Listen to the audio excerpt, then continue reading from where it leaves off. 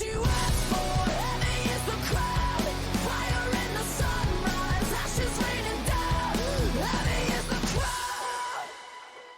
And welcome back to Worlds 2024 as we just finished our first series of the playing stage. And GB, I'm gonna turn to you directly as a Western fan, as an LEC fan, as an LEC believer here. How confident are we? Are Mad Lions better than JunJia? I mean, absolutely. You know what? JunJia hasn't gotten a single victory yet. If you look at MDK right now, I'm seeing a single one there. Stop the count. Europe #1, baby. No, but a better game, a better second game. Though. Real talk, right? I think a lot of people expected this outcome. I still think game 1, I think Vikings actually put up a good fight, but game 2 was just a stomp, and it just was clearly MDK that was the better team. So. Yeah, coming back in the right way, setting themselves up great for the remainder of Worlds, hopefully for them. We're going to see about this a bit later. But before we get into the second series of the day, a bit of help to contextualize the strength here. We're going to take a look at the global power ranking, as it's going to help us contextualize strength across region and between teams. This year we're kicking off Worlds by introducing Global Power Rankings, powered by AWS. This is a ranking of all teams in Tier 1 League of Legends esports. The goal is to highlight team strength across all regions, creating bragging rights for the best of the best, and better contextualizing competitive play, now and into future seasons. Global Power Rankings are calculated against two main areas of performance: team match results and regional strength. Three distinct indexes affect the weighting of overall match results: margin of victory, strength of opponent, and the context in which matches take place. In a best-of-5 series, a clean 3-0 victory is more impactful than winning a match 3-2.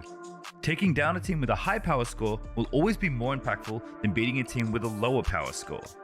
International play is scored at a premium and weighted heavier than regional split action. So, for example, Worlds Knockouts wins would count for more than regional playoff wins. Since most games throughout the year are played within regions, power rankings leverage regional strength scores informed by international results. As a region does well internationally, all teams within that region will see a net rise. The opposite is true if that region struggles on the big stage. Keep an eye out for Global Power Rankings powered by AWS throughout Worlds 2024, and check lolesports.com for an up-to-date rankings list. And keeping this info in mind, this is where we're going to see that the next series we have on our hands is a bit of a stylistical mismatch, if I may say. paiN Gaming versus PSG. What do we think here?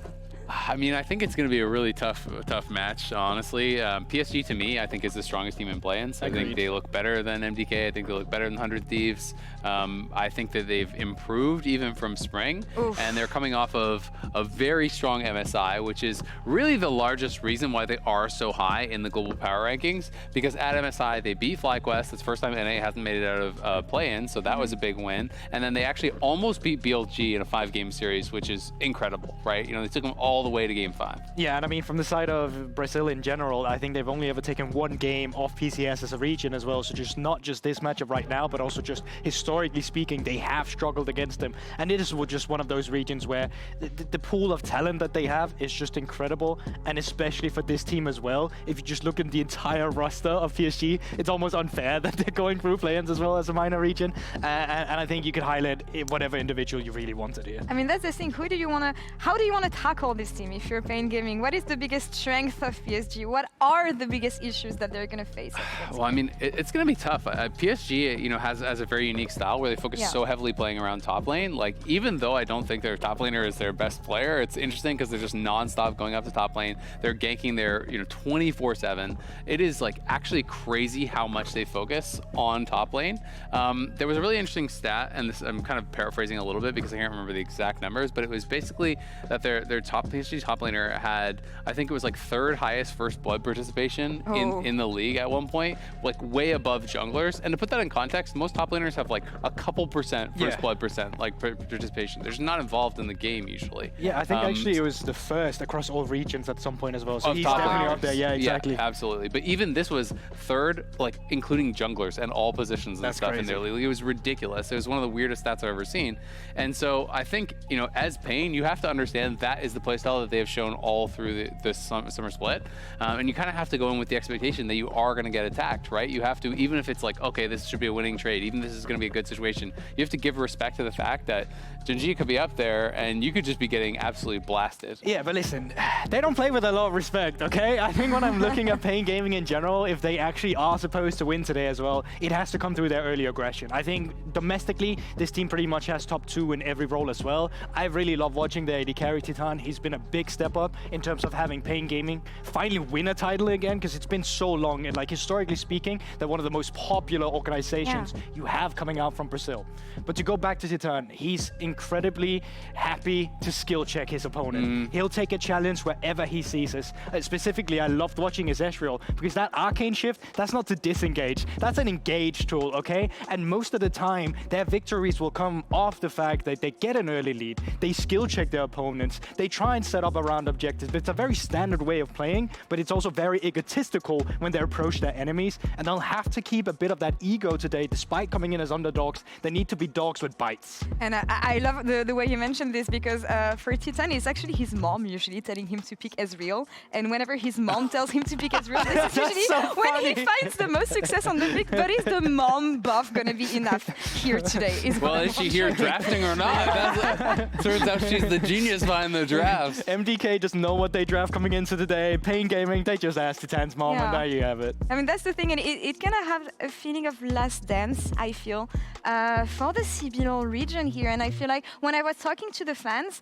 the expectation is that the players are gonna do well, especially given the fact that paiN Gaming is a returning team. We haven't seen them since Worlds 2015, when Worlds were actually as well in Europe, and it feels like they had to overcome a lot of hurdles domestically even to get here. So I just hope they can have a good showing. Yeah, absolutely. I mean, changes on the horizon for the LCS and for the CBLOL. Obviously, like, you know, we don't know exactly all the details about it, but it is going to be, you know, the combined Americas region along with LLA, right? So there are going to be changes there, and you know, for some of the players, definitely they're saying, okay, you know, things aren't necessarily changing for the worse, but they are changing, and they want to have, you know, a good kind of final representation here in this current era of the CBLOL to be able to showcase that they are a strong region, that they can really compete, and I think it's going to be exciting to see if they can do that. If you can even if you lose to PSG, but you have a competitive series, I think it bodes well for your chances to get out of play-ins. Yeah. And that's the thing, we're looking at, as you said it, the strongest team we might have in play-ins here in the likes of PSG.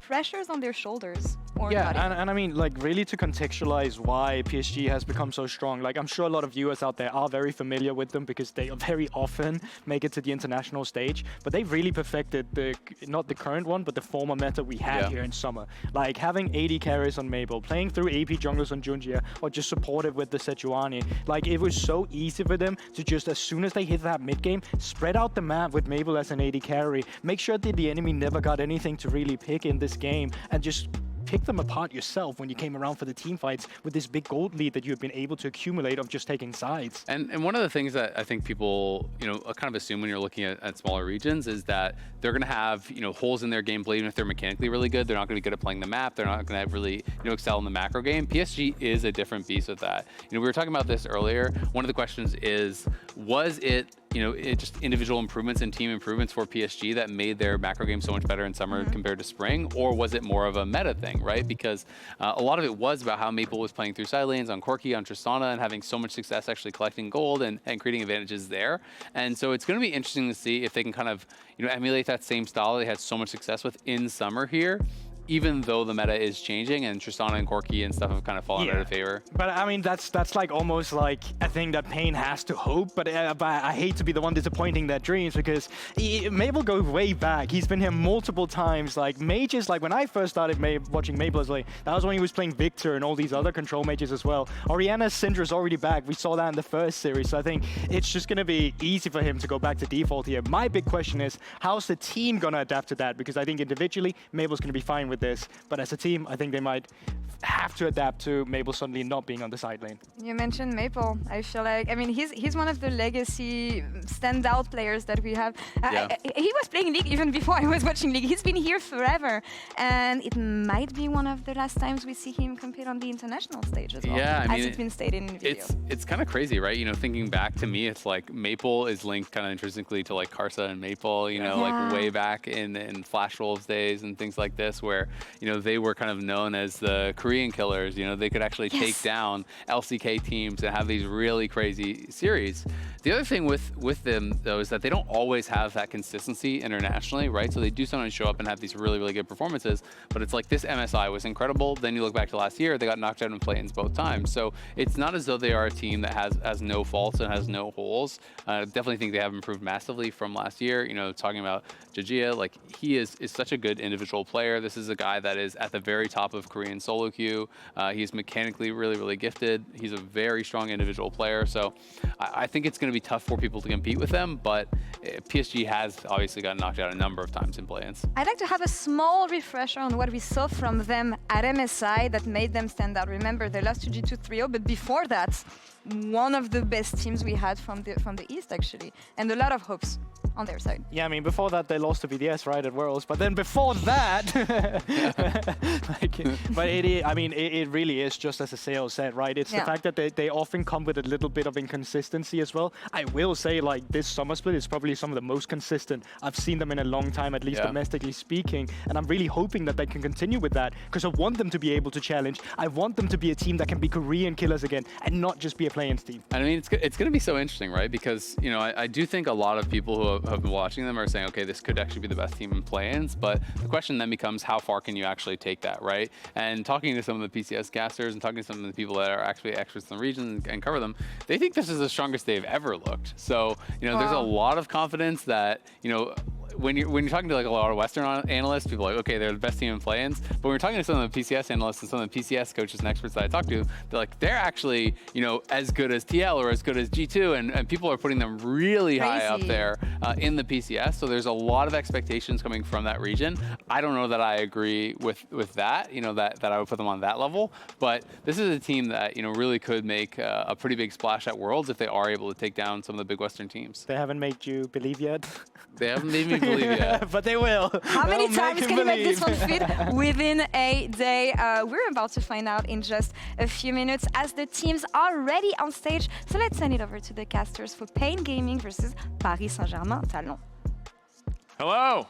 Welcome back to the Caster Desk as we get ready to meet our teams for the second series of the day. Their histories so wonderfully highlighted by our desk there, and it's getting close to be time for Champ Select, powered by Omen and HyperX. And personally, I'm excited to see the mid laners because just checking some playoff stats, ain't nobody touch a mage for 3 months. Absolutely. So this is going to be a new old look for both Maple and JunJia. So see what's good. It's one of those things where, like, let's say you've been on a diet for like the last couple months and then you decide to eat a hamburger. Yeah. You're going to remember how to eat a hamburger. So like, I feel like Maple, even if he hasn't played mages for the last 3 months, he was at Worlds 12 years ago playing mages. He's going to be fine. I'm confused. Is there a meta situation where you would forget? Oh, it's mage meta for 80 carries were the diet. Yeah. No. What I'm saying is, like, I'm trying to think if there's any situation so grim in terms of the meta where you'd forget how to eat a hamburger, and it was literally mage meta bot for 80 carries in like 2018. That was like one of those... 80 carries are helpless. You change the meta a little bit, they're like, oh. That was one of those hyper-restricted diets where you can't have gluten, sugar, or solid foods. It's like, what are you really doing at that point? A little bit of broth for the 80 carries. Yeah. Broth and rice. Just bone broth. That's all they get. You know, for me, I think the thing that I'm most curious about is to see, like, how paiN Gaming are going to be able to keep up in the early game. Because I look at JunJia, and this is a guy who is terrifying as a jungler in an international context, right? This is a guy who has a ton of achievements under his belt, who's looked really good in a lot of different regions. And also, this is our matchup when we look at the global power rankings powered by AWS with the biggest discrepancy. It's 19, that's PSG, to 52. Yes. And that includes teams who aren't attending Worlds, but it's important to highlight like how big of a discrepancy there is because while PNG, they didn't get to represent themselves for a lot of their regional rating, the entire regional rating of the PCS is PSG. Yes. It's the, I talked with some of the guys that made the power rankings, and there was some they call it like the solo rider thing, where like PSG has done so much internationally for their region that they bring up all the other teams in their region in the actual rankings as well. 100%. And if we think back even just to MSI, PSG, they played 2 best-of-5s against FlyQuest. They lost the first one 1-2. They 2-0'd the next one. They eliminated FlyQuest. At the time, the number 2 seed from the LCS from MSI. And then a lot of people forget, they took BLG to 5 games. So they were very competitive against a top LPL team at MSI, and now they're in the play-in stage. And it's tricky to say because in past years, you would consider a loss, like if you're a major region team, LEC, LCS, you're kind of expected to beat PSG as a minor region, but PSG doesn't feel like that. I think a lot of us colloquially discussing it think they might be the strongest team in play-ins, but obviously we're going to have to see once the games start. Yeah, it's definitely a good question. So much will be decided. Kind of, we'll know more going into the Swiss stage if PSG are able to make it that far, kind of what shape they're in. Because Azhi highlighted it well on the desk too, right? This is a team that has shown incredible tournaments, incredible series, like that series against BLG at MSI. And they've shown some that have been really rough and questionable, whether it's a bad read on the meta or maybe 1 or 2 players underperforming. So seeing what form they are in, seeing how they stack up against a team like paiN Gaming is going to show us so much in terms of what we can expect from this version of PSG at this tournament. Yeah, and I'm also being told that we can't expect this game to start quickly. But just so you know, I'm not the one that is keeping the players off stage. Like I actually love this shot. You can see that we're waiting for the walkout to happen. But this gives me a moment to talk about play-ins as a whole. And listen, I will stop this the instant they're ready to walk out on stage, but I'm going to get into it now. So last year's play-ins versus this year's play-ins. It is more forgiving. Yeah. It legitimately 100%. is. So last year, we had 14 of the 16 Swiss stage teams pre-qualified for Swiss. So only the top 2 could make it from play-ins to Swiss. Now, there's only 12. So the top 4 can make it in. And the differences in terms of the strength of teams in the play-in is last year, there was no North American teams in play-in whatsoever. The top 3 seeds from both NA and EU were in the Swiss stage. And the 4th seed of EU, BDS, was in there as well. So technically, the European team got stronger in terms of being added to the play-in. You're adding the number 3 NA team, but then you're also adding 2 extra slots. So I think now resetting those expectations for PSG, it's not like can they make it out of play-in? Because last year they lost the final game to BDS. BDS actually knocked them out of being able to make it to the Swiss stage. Now it's kind of expected. That guy can jump. That's some now it's kind of expected because I feel like that was a really... That's not that big. It's okay. Does that happen a lot? He's just tall. He's walking off like he's... I know. Uh-oh. Oh, he's getting getting stopped. You're not allowed to do You're not that. supposed to jump. But that was impressive. Yeah. You had your moment. A little jarring. Little jarring. Wasn't But- ready for that person to appear behind us. No, it wasn't. But I think it's a good point, and I think it's important to remember specifically why LEC got a 4th seed in play-ins. Do you remember? I'm kidding. don't. We don't need to go back. We don't need to realize. But it is a good point, and I think it's kind of the underlying expectation for all of the major region teams, and PSG included in this, is that they will make it out in a way that looks confident, that looks solid, because there are 4 slots. It's not like they're not guaranteed to have to fight each other to make it out of this portion of the tournament. And so for people who are really confident in their respective representatives, whether it's MDK, 100 Thieves, PSG, whoever, it's a lot about gauging how good they look against competition that is not the expected favorites, and seeing where an upset might occur or potentially poking holes in any of their strategies or game plans. Okay, it looked like that was like not that high a jump when we did that pan. It's not as high up as I thought we were. I haven't been to your new studio yet. The last time I was casting here was 2019 with you, so it's good to see. That's true. We were just standing on the side. I was living in a blissful time of joy. I'm less impressed by that jump at this point. Oh, I also heard it is a peripheral issue that they're working on, and that's safe for air. I do wonder where they're working on the peripheral. It would appear they're working on it. Oh, no, we see someone on stage. We see they're on stage. They're working on the peripheral issue. Changing some cables. We have to take a little bit of credit, because I'm going to be honest, anytime you start a new broadcast at a new tournament, there's always hiccups on the first day. You know, we tested everything yesterday, and you never know what, Murphy's Law, what's going to break, what might break. And me and Jap both said independently to our producer, wow, it's been really smooth. We did. There's been no delays. Yeah. And so we're going to take the L on that one. This one you can put on the casters, folks. We did the little curse thing that we do sometimes. So what is the, when you commit a crime, statute of limitations? So what is the statute of limitations of talking Can we just about? Can someone just clip Jack going, when you commit a crime? And can we just have that? Yeah. I need that clip. Just I feel like because of the situation we're in, the statute of limitations about some of the worst delays I've been a part of is cleared. Yeah. Right? And, you know, knocking on wood. I don't know if it's, I think it's particle board. This might be wood. This is going to be All right, we're gonna way find better than that. But sorry, continue. we're ready? No. What? But we were caught in a moment. No, we're still triaging no. a peripheral issue for paiN Gaming. We were caught in equilibrium. Yeah. There was a chance that we would encounter what we would call a longer delay, which would mean sending back to the AD. And there was a chance that we were going to introduce the players. And I'm telling you right now, 20 seconds. 20 seconds. We ended up on the side of the players are about to get on stage for our second series. PSG versus paiN Gaming. The wait is over, folks. Get excited. It's actually happening. The lights will flash. We'll get ready to go. 3, 2, 1. Please work.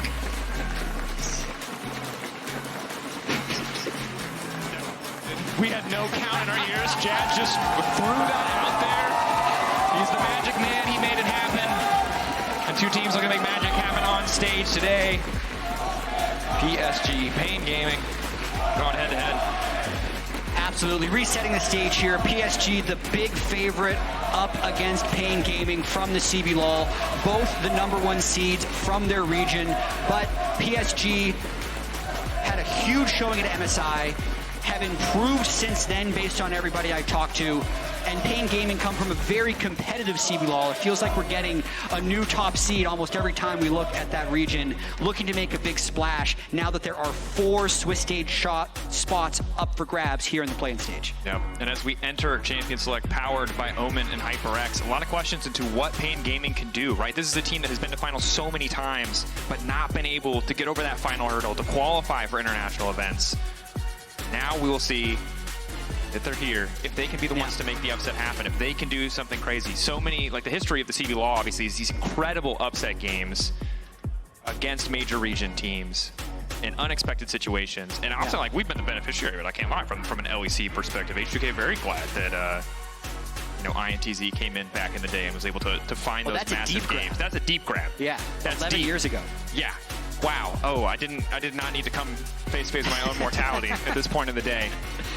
And listen, I think one of the coolest things about this World Championship and even the play-ins teaser that aired earlier in the broadcast, if you haven't seen it, go to the LOL Esports YouTube, watch this 5-minute piece that was done, is there is so much history even within these play-in teams from past World Championships, like Maple and Betty getting to play together at Worlds once again with having such long careers, the path that Maple has been on, where 12 years ago on this day, he had his Worlds debut in a Worlds quarterfinal against FLICKR, now making it back again, even though he's not playing against FLICKR, he's still playing at a Worlds level 12 years later. Titan wanting to bring the life. There was a really fire quote that I can't remember exactly that he said about he basically just said that, region. you know, the CBLOL fans have stopped dreaming, and I want to make, like, basically more or less said, I want to make them dream again. I want to bring back that ambition, that hunger, not, you know, assume a foregone conclusion or assume that they're underdogs. And I think, you know, you find these wins against PSG, you show a good showing here, even if you can't find an overall series win, that lights a fire. Yeah. Absolutely, and I will say the only thing that is currently holding them back from doing that is that damn peripheral. I saw even when he came back on stage, he was struggling with the mouse cord. It was all over the place, but I see them in lobby, and I think we're getting to Champ Select right now. Now, here we are, moments away. Got the timer. We'll see what they want to go for here. I see a band popping up. I think we'll get it on your screen shortly. Time for Champ Select, powered by Omen and HyperX. Maokai gone, Aurora gone. Completely different bands already. That is what I love to see in the first day of play-ins. Everyone's going to have a slightly different read on what they have as their overpowered champions. There's also been that question of, like, how soon do players come to Europe to begin their scrims and boot camps, and what pockets of scrims have they been involved with? The one thing that we did learn, I think most definitively from the first series, was that we do still have teams that are willing to lane swap, and it is very highly likely that we still see a strong mage meta. Syndra, I think, was fairly dominant in both games, with Frescowi playing it twice, and it's one of the bans here by paiN. Orianna going to come out as well, so we're going to see new picks in the mid lane at the very least. A lot of the other champions untouched thus far. Kalista limiting some of the more aggressive early AD carry options. Now, First pick for the side of PSG. What is their big priority? I mean, Skarner's up. Apparently, it's just Jace. Is it a flex? I mean, the thing about it's not locked in yet. It's not locked in yet. Okay. The Skarner would be my guess, would make sense. Okay, so something JunJia has played domestically. Obviously a champion who still functions incredibly well. Didn't see him as much in the LEC, for example, but is a pick that has looked pretty powerful. And in a world where Maokai is banned or has been knocked down a peg, in this case, there's room for other tank junglers like the Skarner to shine. Exactly. I think he actually fills the Sejuani slot very well in terms of the type of team comp you'd want to pick for him. He's a strong enough early game champion. He has strong ganks, and he can be a big team fighter. And we get to see our first Yone, who a lot of people put as the most contested champion of the World Championship on their bingo cards because he was popping off towards the end of the LPL and the LCK playoffs. Yeah, this is a champion that I think every single co-streamer, every single pundit on social media has talked about as probably the best option, right? In a world where there are very few 80 options in mid lane, Yone just does so much for a team, synergizes incredibly well with the Sejuani pick as well. So the mid jungle duo, assuming this is a mid Yone, most likely option I imagine, really set up here for success on the side of paiN Gaming. It is a pick that can be flexed. You will see the odd top Yone, but you're absolutely right. It is most likely going to be a mid lane pick. Got one game on it for paiN Gaming, but it was a much different meta throughout the regular season, so I would imagine this is likely a practice pick from scrims. Rumble now going to get locked in as well. This was a champion that was hit a couple times with the nerf bat, expected to drop in priority, but is still going to be prioritized by PSG here. Some of that passive on-hit damage as well as the early Q damage reduced pretty heavily. Yeah, pretty heavily. Pretty big nerf, and it honestly looks like PSG is just saying, let's keep on cruising, because Tristana was their most played mid laner throughout the regular season, tied with Corki. Rumble was their second most played top laner for Azhi. So they are a good pair, even if they've both been nerfed fairly heavily. Yeah, I'm really curious to see what the lane setup is going to look like here. Tristana, a champion who was obviously heavily targeted to the point where she even dropped out of mid lane in the middle of the 80 carry meta, but perhaps there's a new spin on it. The Jax is locked in, so again, really excellent solo lane synergy for the side of paiN Gaming. As PSG can at least limit the jungle or support, or sorry, excuse me, support or AD pool here a little bit. Yeah, I'd imagine Maple just really likes the matchup into Yone, so he's willing to play the nerf version of Tristana, and then Rumble is just a strong enough pair, and Azhi is just very confident on his ability to play against anything, because the Jax is basically instantly locked in by paiN to match the Rumble, if we do see standard lanes. That's if we do, yeah, of course. Swap always there. We'll be interested to see, because right now we've seen one team do it, right? Which means there's probably other teams that have been scrimming it.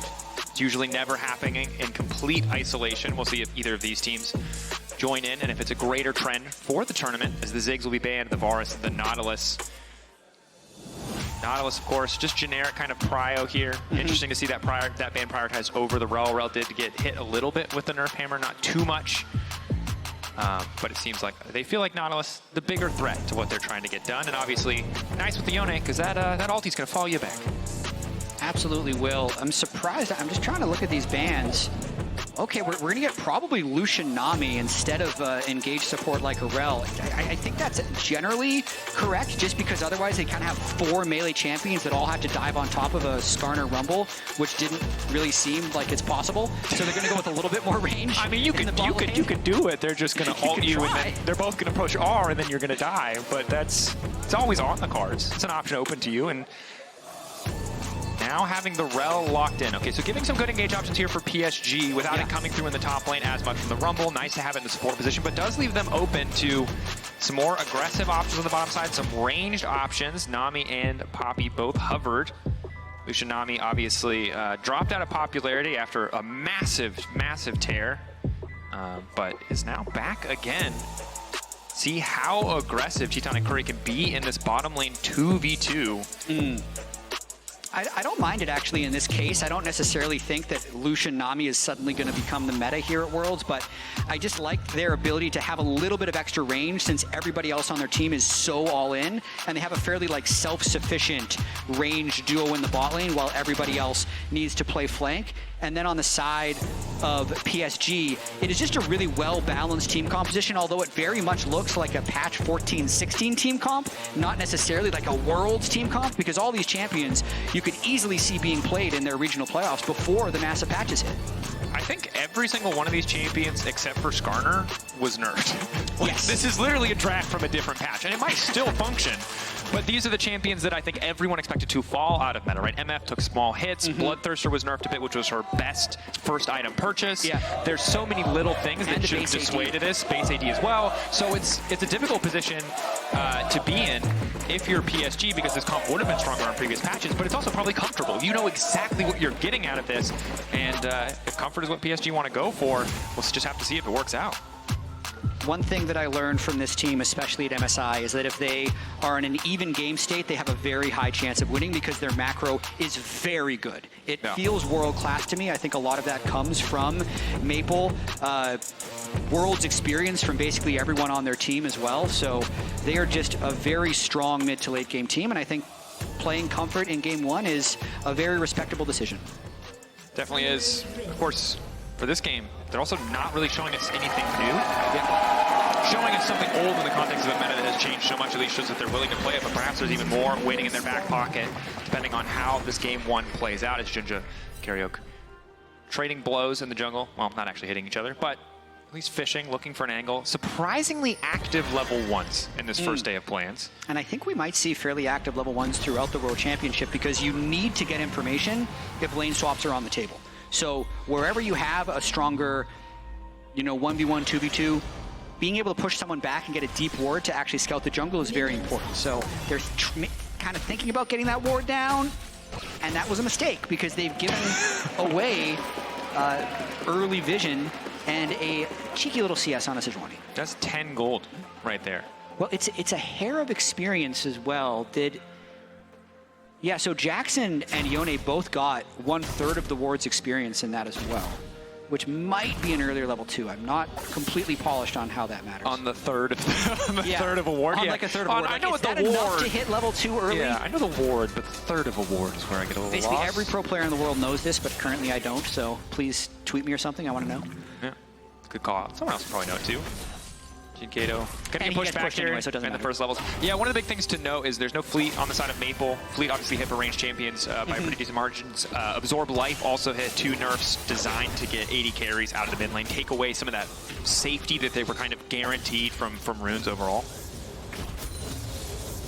Yeah, I love this triple lane cam.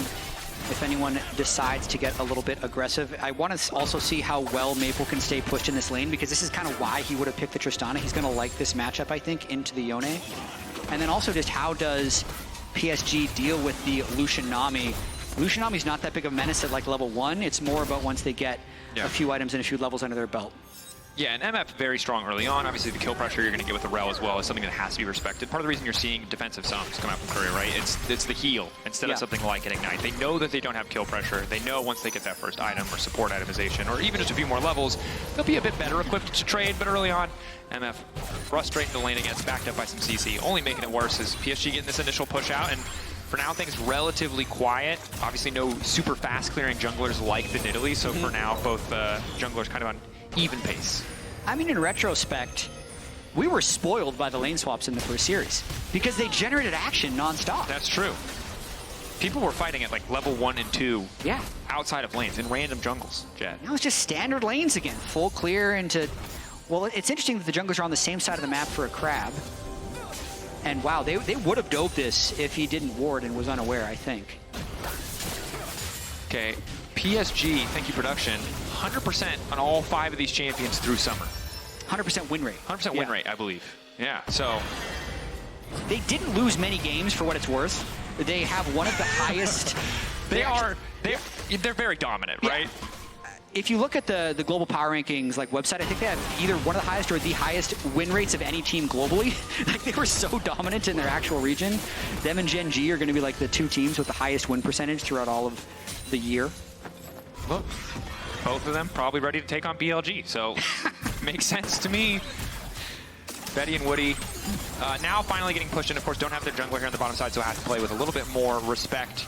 see what the options are. Early reset for Betty. One of the great things about MF, obviously the strut movement speed makes it easy to take a bit more bold resets to come back for those early additional bit of gold, early additional bit of sustain as Azhi take control of this lane. Yep. Get that all the way into turret, crash it, and then usually you'd go for a reset here, but getting a little poke off as well. Maybe he wants to keep the Jackson lane. I mean, Wizer's already based and came back, whereas Azhi is still sitting on that on his starter arms. Hasn't even had to use a health potion yet. Wizer's still with TP though. I would imagine he got the exposed. cheater recall off. Hard to say for certain, but definitely needs to respect the potential for Sejuani to get involved here. Yeah. We also have a delayed swap, so paiN had a good reset timer. They're definitely way up on tempo at the moment. Moving up. Good ward though. Fortification shows falling Lucian off too. At 5 minutes. Spotting Lucian is big. Now that the swap has come through, immediately PSG can respond. The wave in a relatively neutral state. Azhi's just going to grab one more creep. Might just reset here as the TP already coming bot lane. paiN doing what they can to try to fight for a bit of a tempo advantage, but with both bottom lanes on the top side of the map, I imagine we'll have a bit of a scrap for grubs. PNG right now ahead on tempo overall. Yep. Azhi, the one nice thing there was the ward spotting Lucian early did allow them to react a bit earlier, but really curious to see now what happens with this grub spawn in about 30 seconds. If Lucian Nami can hold the prio, it would definitely allow them to think about grubs, but both junglers are on the bottom side of the map, so we might just be in a bit of a stalemate for a while where no objectives are taken. Yeah, it's interesting. Maple pushing in this mid wave, likely to give him first move, although with level 6 there, dyNquedo certainly has a bit more kill pressure. And kind of when the bot lane swaps come out, I expect the junglers to stick around here to contest grubs, but it seems instead much more focused on that top lane 1v1, at least briefly, is now 2 seconds before the spawn comes out. JunJia is on the way up.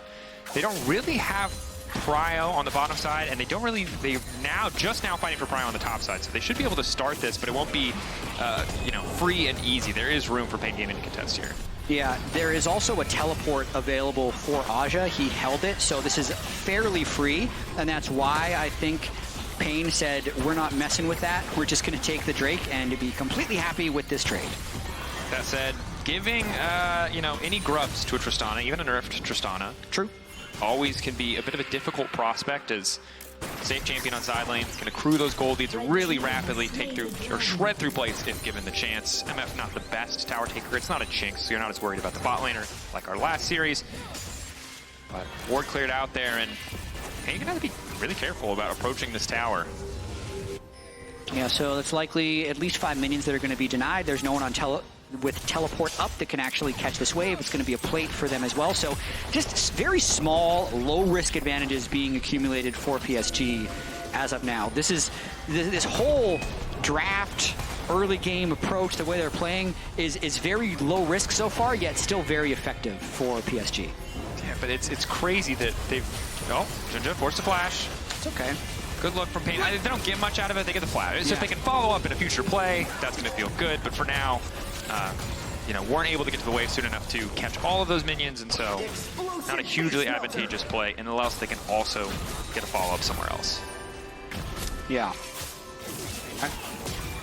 I don't want to set, bad expectations, but I have a feeling of how this game is going to go right now. Is it very slow, and then PSG big gold lead because Tristana on side lane just prints money? Yeah, well, also just based off of some of the games that I've seen from PSG, because of how good their macro can be, is even if it feels like we're going to be building up to this crescendo in this game, like, oh man, they're stacking Drakes, there are 2 Drakes, soul points coming up soon, and you're waiting for that climactic fight. Like a lot of times, so Maple just pushes the Yone back.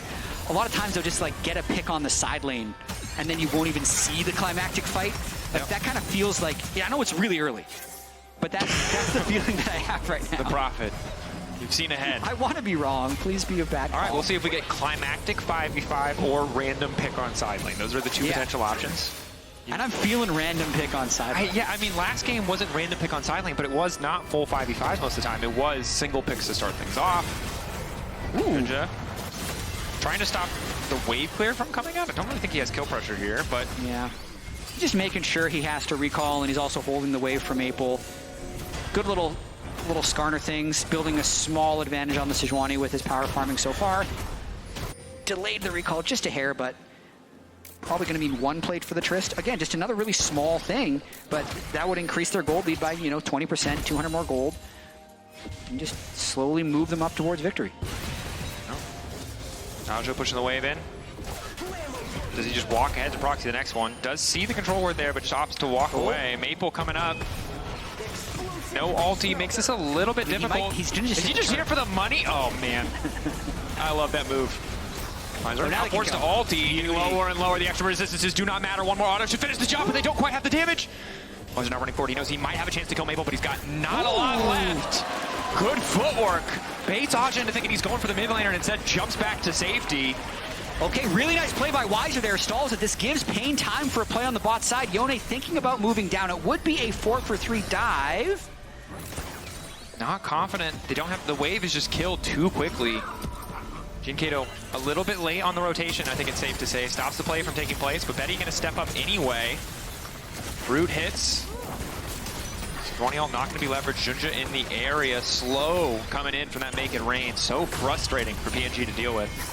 Yeah, just going to have to reset after that play. Maple lost a little bit of tempo in the mid lane. Will likely lose that plate right there. And so Cannon does the last hit on it. And that roam, the failure to get the kill really brings back about 400 to 500 gold overall to paiN's deficit. So Maple tried to push the tempo. Can't do that. Just keep farming the waves and getting plates in their own lane, apparently. I like the look, though. Just couldn't execute. Yeah, didn't find the angle.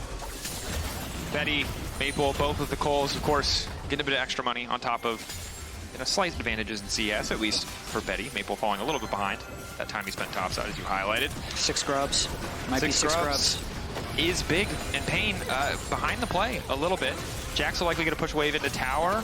Betty has, or not Betty, excuse me, Maple has TP to respond if he wants to. Instead, we might see the 5v5. Woody getting things kicked off. Immediate Rumble ulti, but Chetan uncontested on the side. Good calling initially to start things off, but they're only hitting the tankiest member of the team. Maple already starting to back away. First blood for the CB Law for paiN Gaming. They're only going to get 1 grub back, but a positive start. And again, just really good micro from paiN. They played that fight extremely well. Maple was off the side of the fight for PSG. Couldn't actually get the execute where paiN decided to, or where PSG decided to engage, couldn't finish it. And they not only prevent the 6 grubs, they also get the kill and get a small lead in the game. Good things to have, see how they leverage it. And remember, this play really started with Wizer being able to push out the bottom wave. TP's top, now gets that wave as well. Yeah. So the Jack's getting accelerated in this game despite not being involved in the play. So Sejuani flashes out early from the damage, and then Yone's counter engage really just ends up one-shotting the Skarner. And if you can actually get into a team fight, as we see a shot from Brazil, I believe, with the viewing party going on there for the CB LOL. They have the advantage in this game right now, but they need to have those fights where they're just kind of in it. With the double melee soul lane plus Sejuani, it's a lot of flanking and hard engage that needs to happen for these fights to work, and they had it working in that fight. And always nice when you pick a champion like the Jax to see him find that gold leech, TP it, get that kill, got some extra CS in the meantime, and Azhi ultimately not able to find a super effective Rumble ult in the context of that fight. As he gets closer to level 11, that might change as he starts to get closer to finishing that item as well. Leander's, of course, important.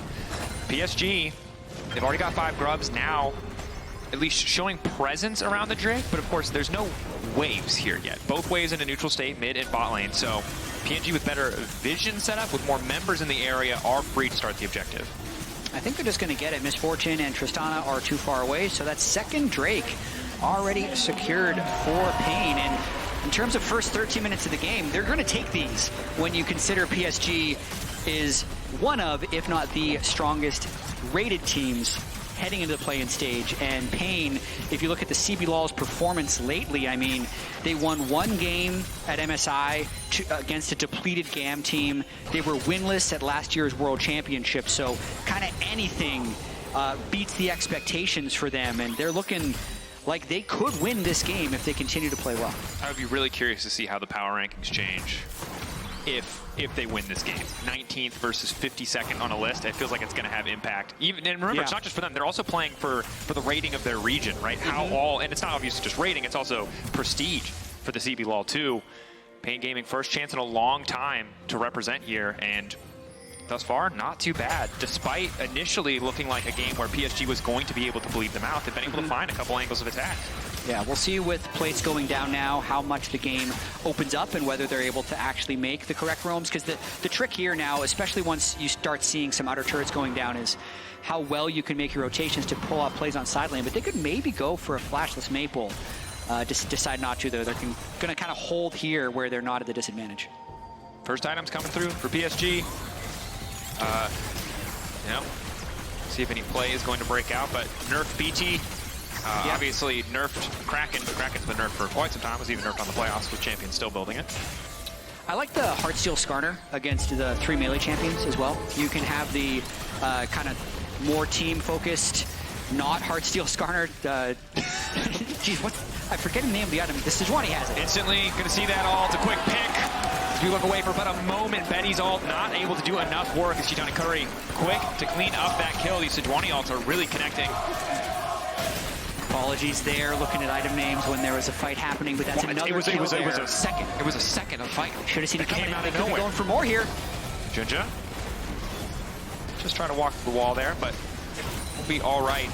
And again, these little picks starting to pay off.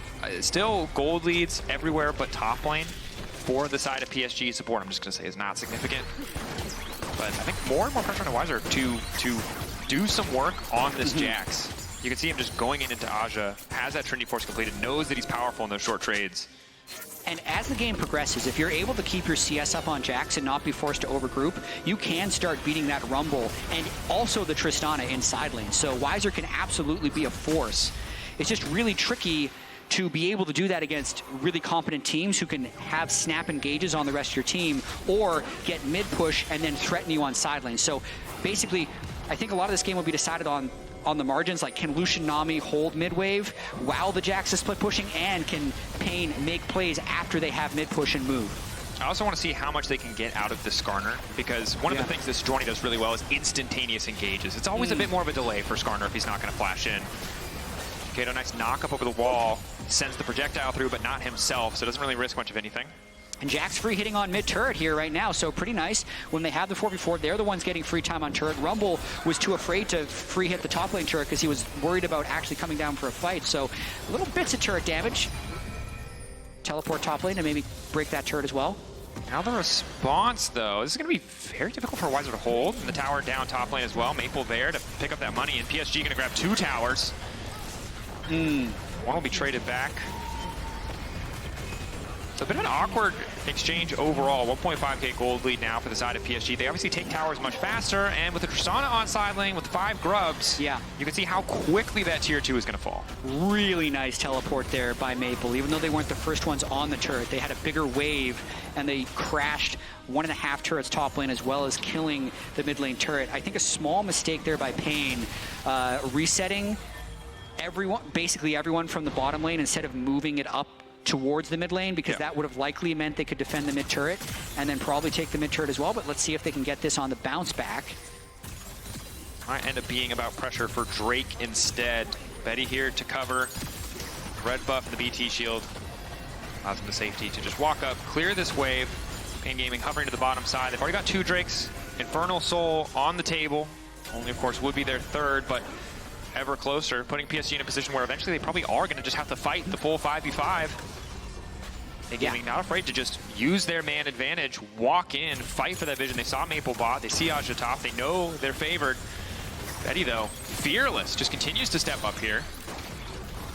Would be a soul point fight, so it's very crucial for the overall outcome of this game how well PSG can clear out this mid wave and approach. Getting that control ward is really crucial. They control this bush and river because it means paiN doesn't have a great way to flank, especially that control ward up towards the red buff as well. That's where the Yone or the Jax is going to want to approach from. Jax going around the corner. Have they marked the ward in the brush? Looks like the answer is yes. Hovering off the side.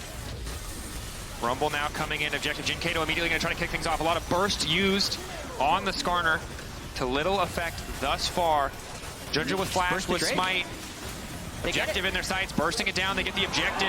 PSG have a wave to play on, but Can only push it out and walk away. Patience, discipline coming in from paiN Gaming, that exchange. Still deathless, 19 minutes into their first Worlds game against the #1 seed in the PCS. Really love the patience that paiN is playing with. There definitely a few moments where maybe they're giving away a little bit too much turtle, but getting 3 Drakes only 19 minutes in, and then also getting enough damage down onto Skarner that he's unwilling to actually go in with the rest of the team.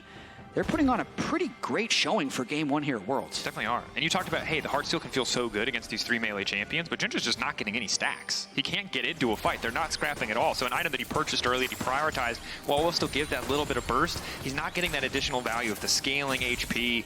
And we'll see if that hurts him in the fights, because Jax just continues to scale up. Cheetan getting stronger, dyNquedo with the Blade of the Rune King, which is so good on these melee champions, means a lot of these tankier health bars, Woody and JunJia especially, aren't going to be nearly as effective as they might have been against different opposition. Yeah, and you can see this is paiN Gaming's year-long chart, essentially, improving throughout the year, nearly winning the spring playoffs, getting just over the edge in the summer playoffs, even though they weren't the #1 team in the regular season. And I think once the Stride Breaker gets completed by the Yone as well, like that's when he really turns on, and if he ever gets on to Misfortune or Tristana, can really do a lot of damage. But until then, they just need to keep holding sideways with Jax, not getting picked off in the mid game here, and just waiting this 3.5 minutes until they can potentially get Infernal Soul. There's no pressure on them to do anything too crazy, right? But I will say, I watched a lot of paiN Gaming. Sometimes they go for the aggressive play. I've watched them 50-50 a Baron when they were already winning somewhere else on the map, and it worked for them. But that didn't make it right, Jet. So I'm a little nervous. It's going to require a level of discipline that they have shown thus far this game, but they have to keep a cool head as we get later and later into this game 1.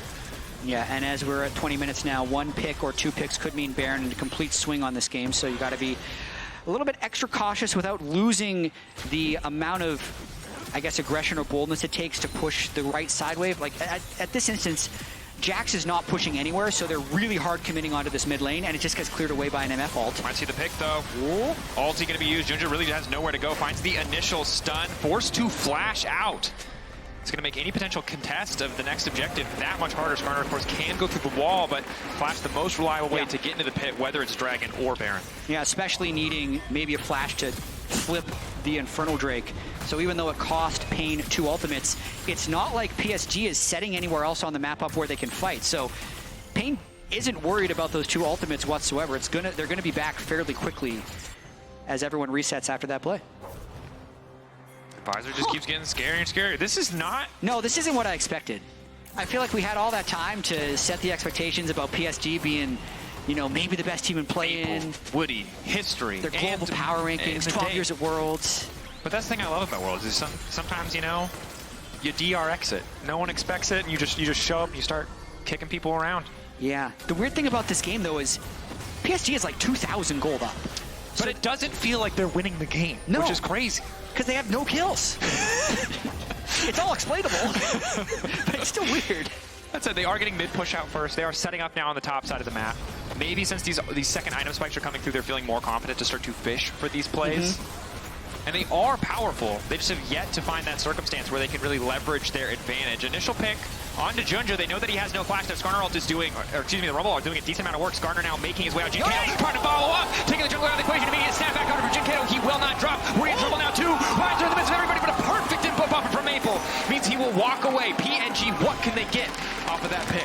Well, they could think about Baron, but they might just get the mid turret as Sejuani and Nami are both recalling. And we got some chance here in the studio for a potential upset game 1 win by paiN. 43 seconds on this next Drake. Everyone's going to reset and set up for this. And the start here, again, PSG feel like they're in a decent position. Yeah. But the confidence from CarioK to just force this, knowing JunJia does not have the flash. A little bit crazy when you think about maybe a potential game-deciding moment could be over this red buff, yet that's here we are. And it's about the Yone getting the flank over the wall that can finish the execution on the Skarner, but also stop any of the actual damage following through to the rest of the team. I love the arms up, just walking slowly to the screen. That one's my favorite.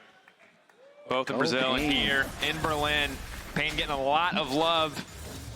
And I'll say that one of the picks that feels really good here is Nami, and not in the context of Lucian Nami, but against the MF, because you see the tidal wave thrown out early. That initial overcommit into that choke point could have killed them, but the tidal wave says for the next 3 to 4 seconds, you cannot get all. Lucian? And now Chitan doing good damage on the Maple. JunJia trying to follow up, flash over the wall, tidal wave not doing much, but JunJia now forced to walk away. Soul. What is important here? PSG, can they get into the pit? JunJia has the E. He should be able to get to the wall if he wants to, but PSG trying to play through the bottom side. Immediate stun now coming in. That's the ultimate. They get it! Infernal Soul for paiN Gaming in game 1. Now a quick retreat. PSG desperate to find a fight, desperate to force something back. I mean, this is a pretty big lead now that the Soul has been acquired.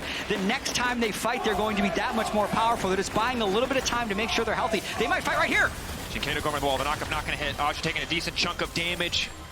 Not sure if they get the arm guard or the Zanya's there, but either way, highly impactful in the fights to come. Knowing that Rumble doesn't have ulti either, JunJia just continues to fish with these knockups. JunJia is so squishy against these champions. The tank jungler, not tanky at all. PNG continuing to find picks. 5-0 the kill score in their favor. They have a lot of gold in inventory, but with the enemy jungler down, they might go straight for Baron.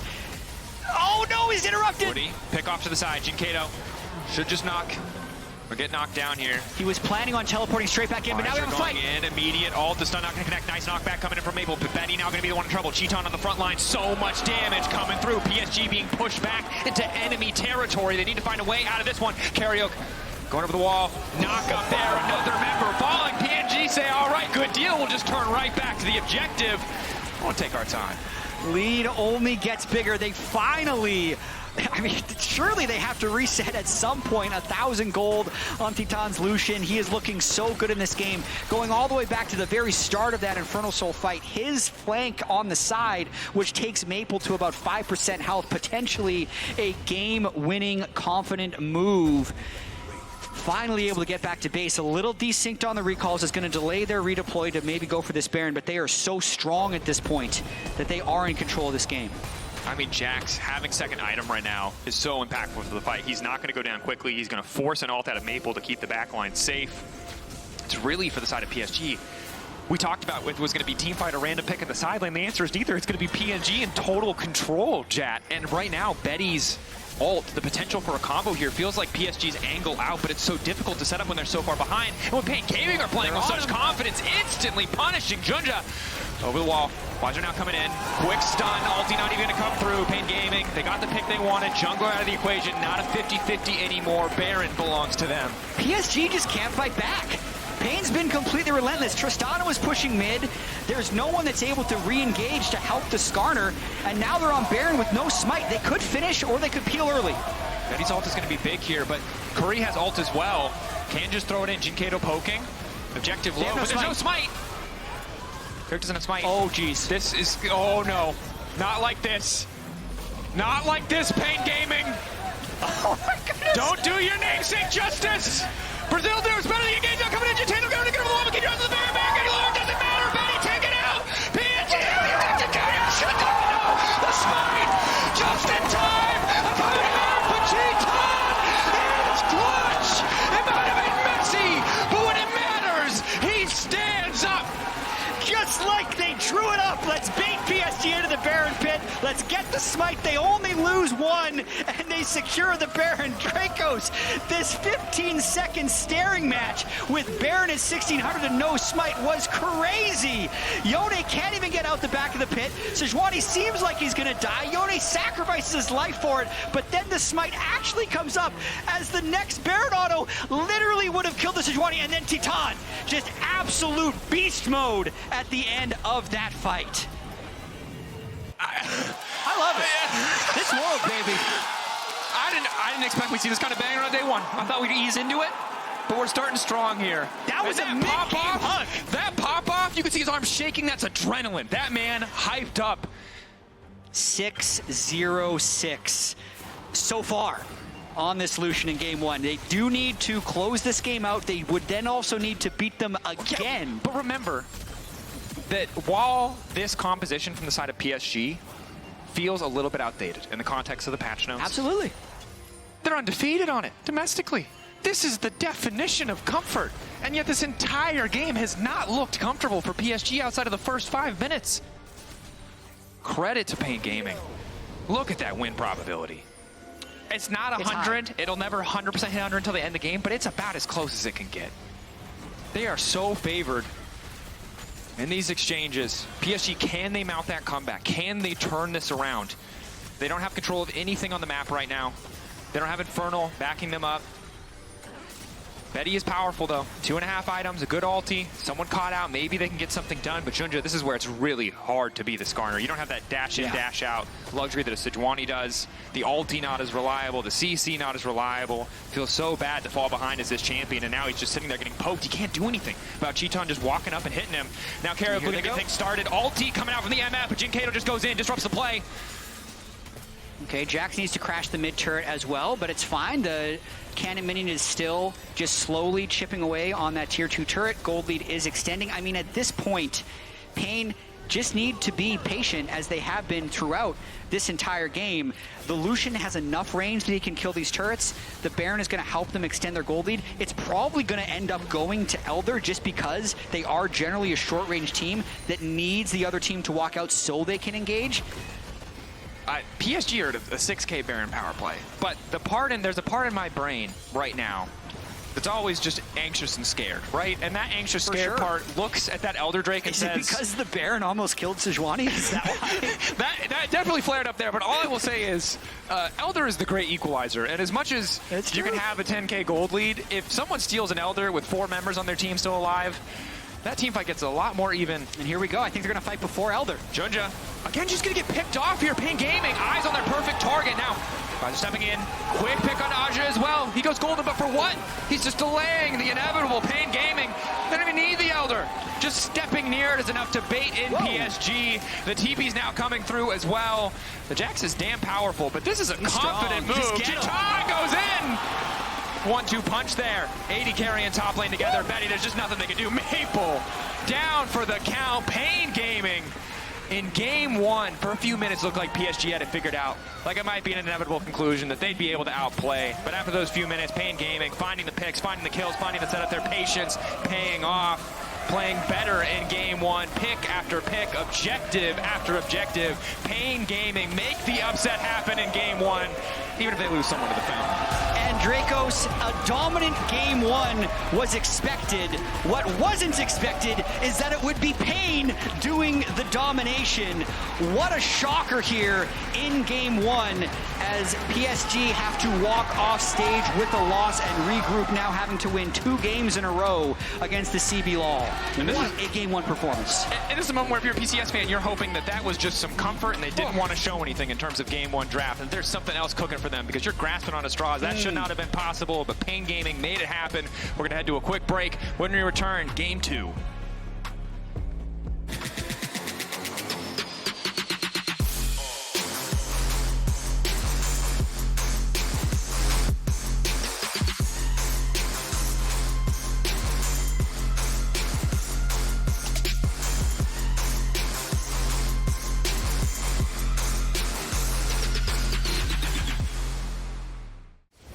This is what you asked for. Heavy is the crowd. Fire in the sunrise. Ashes raining down. Heavy is the crowd.